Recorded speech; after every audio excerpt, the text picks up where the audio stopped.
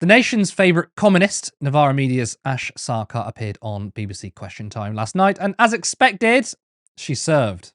Everything is too expensive and nothing works. And taxation is a part of that, but I'm going to come to that in a second. The first thing I actually want to talk about is where we're paying too much money.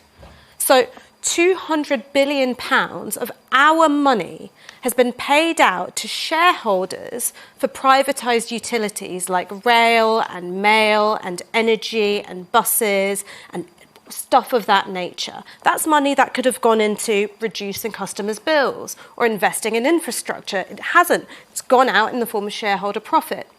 Or if you look at social care, which is really the monster under the bed whenever you look at any local authority's budget, the role of private equity is disgusting.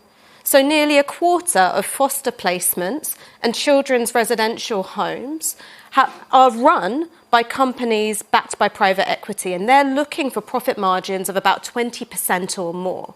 So it's hugely expensive for local authorities, and that money isn't going into workers' wages, it's going into private equity. So the first thing we need to do is admit that privatisation has been a failed experiment, it has cost this country dearly, and it is an experiment that needs to end.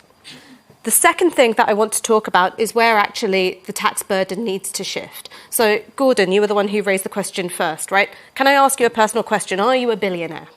No. Then you're probably paying enough tax. So there are 50 families in the UK who have more wealth than 50% of this country combined.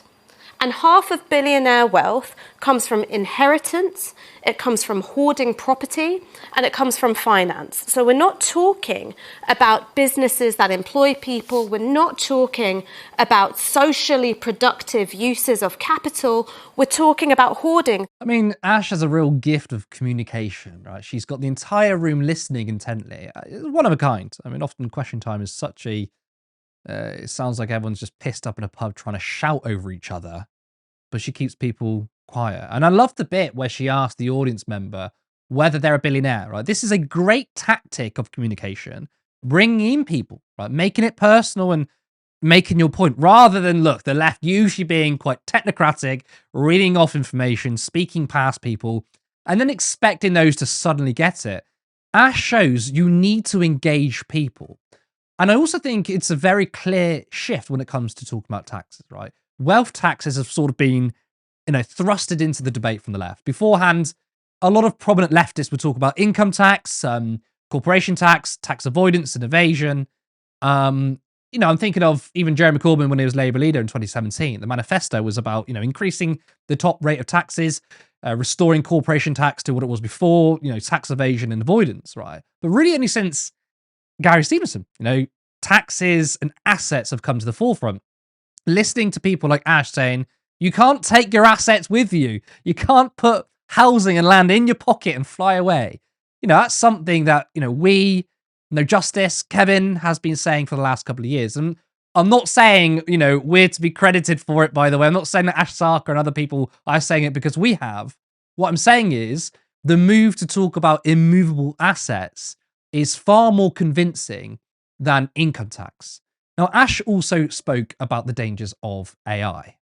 Social media has been allowed to prey on young people. And I'm not just talking about things like abusive content. I'm just talking about the all-out assault on people's attention span, their sense of self, the fact that you're constantly on Instagram or TikTok hating yourself because you're looking at these altered images of people and increasingly AI images of people. That's happened because, politicians weren't able to take the real threat of this stuff all that seriously.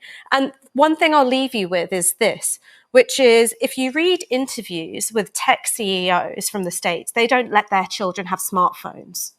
Why? Because they know that they're designed to be addictive and to dull the senses and to make us more inhibited human beings. And that's my fear with AI. Not that it can't be put to socially useful things. Of course it can be.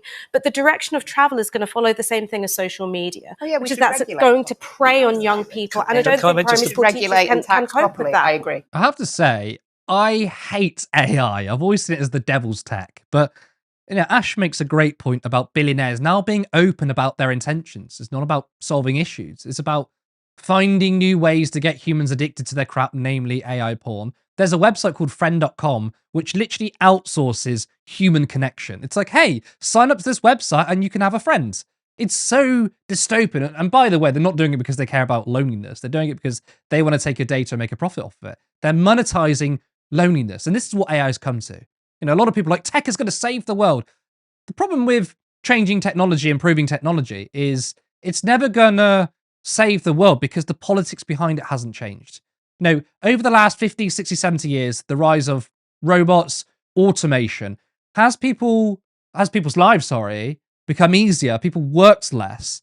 No, it hasn't, in fact, because the politics that underpins it all of capitalism hasn't changed. We should be working less. We should have more leisure time with the rise of technology, but it's not happening. And you can see why, under capitalism and under this sort of oligarchical system, the rise of AI hasn't served humanity. You're literally watching, people, AI fake actors, which are women, by the way, which is, I think, very creepy. And, Sam Altman talking about AI porn. It's ludicrous stuff. Kevin, I want to get your reaction to Ash's effective communication, and then I want you to sort of talk about what she said about AI. Yeah, I mean, she's a superb communicator. As you pointed out, she's fantastic rhetorically. That question about "Are you a billionaire?" Personalize the story.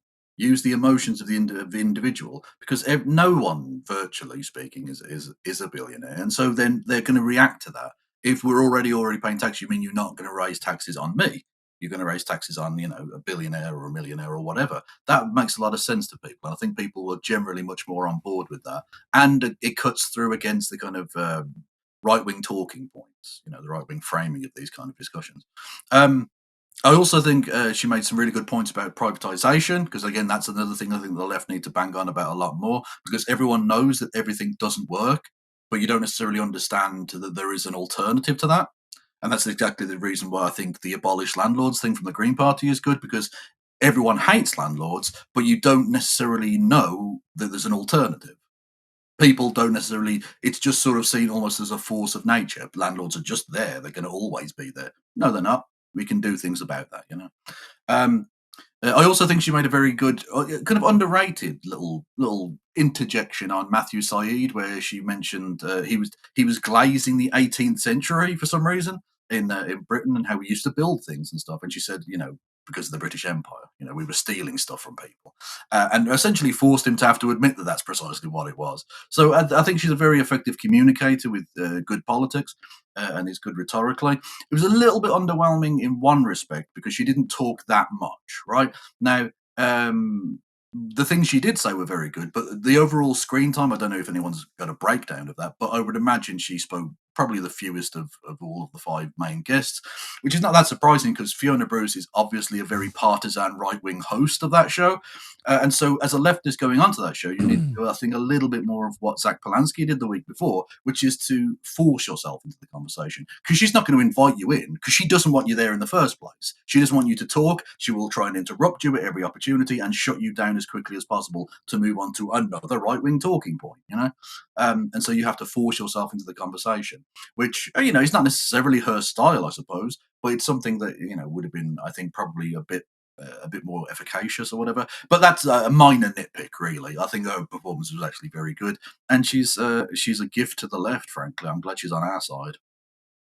Yeah, I mean, I'm not surprised that Fiona Bruce is biased against the left. I mean, I have to say, comparing her to David Dimbleby, I miss David Dimbleby, and I'm not saying he's not particularly biased, but he's far superior than Fiona Bruce. I mean, I found it very interesting in the last question time when Zach Polanski was talking about the Russian connections, with Yeah. reform, which is, I don't know if anyone wants to really hear about that. We need to wrap up. Quite insane to me, if you ask. Oh yeah, absolutely. Yeah, yeah. But yeah, I mean, what is it? What do you make about sort of AI? Billionaires are no longer sort of hiding their mission. Before Yeah. they say it's about improving the world, and now we've got Sam Altman basically saying you can wank off to AI. It's the biggest scam I think that's ever been invented. I genuinely, I was on the fence about AI when it sort of first became a significant thing, because you've got to give it time to see how it develops. You can't. Yeah, I mean, the vibes on it were always bad, because if you look at the people trying to sell you this idea, it's Sam Altman, it's Palantir, it's Elon Musk, it's Tony Blair, the worst The people worst people, yeah. are trying Yeah. to sell you this idea. But you can't just take it as, Mm. you can't just say, oh, the messenger is bad. What is the actual possibility for this? And there was some touted things about how it could help with healthcare and this, that, and the other. And what we've seen is it just produces slop video on the internet. Like, it's not going to cure cancer, but what it does allow is idiots to make stupid AI videos of Charlie Kirk running into Jesus's arms in heaven, right? That's all it's good for. We are destroying the Mm. planet with these huge banks of computers to allow AI technology to even exist, using huge amounts of energy and destroying the very, very finite resources we have on this planet to allow idiots to make crap videos. That's it. Matthew Said's nonsense about how this was going to revolutionize and change the earth, just like Einstein did or whatever, is just palpably not true. It's nonsense. It's a massive scam. It's an obvious bubble. It's being perpetrated by the likes of Elon Musk by artificially inflating the expense of, or the value, I should say, of the stock in all of these companies. And that's why they're looking to government contracts, big, juicy government contracts, which are guaranteed in order to have any kind of profitability going forward, because there's no real practical application for it, I don't think. I live to be proven wrong. If I am wrong, I will happily admit so. But it just seems like a massive scam. It's basically the non-fungible token part 2. Yeah, I failed to see the social utility of it. And I think this really feels like we're in a plot of a film where these billionaire losers, right, couldn't find a partner when they were at university or whatever. And they've sort of made it their life mission to build technology where they can just build their own girlfriends and boyfriends. And it's like, it's not about improving the world. It's like, I'm going to have a fake companion because I was so ignored at school because I was such an asshole, because I wasn't there to be friendly to people. I was so focused on what I was doing. And actually, this is like the end game of these billionaires. They just want to build robots so they can have some company. By the way, doing it by destroying the planet, because obviously these massive data centers are using so much energy and resources. I mean, I was looking at Ireland. They've had a massive increase in energy consumption. I believe either Netherlands, maybe Netherlands, somewhere in Northern Europe, huge consumption of energy from these data centers, just so we can see videos of Stephen Hawking on the fucking train track. It's It's crazy. no one needs a 20th iteration of Will Smith eating pasta. It's just not. It's not necessary. And of course, you mentioned the economics behind it, which is always sort of the interesting or worthwhile point looking at, because that's what will that's what will dictate the direction of travel. The economics are absolutely ghastly.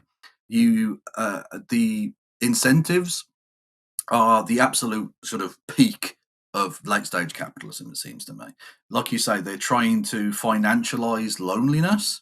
They're trying to create fake alternatives to genuine human interaction, which is like a problem that's been caused by capitalism and the detachment from reality and the atomization, which they have foisted upon the world. They are now trying to financially profit from. It's ghastly fucking evil.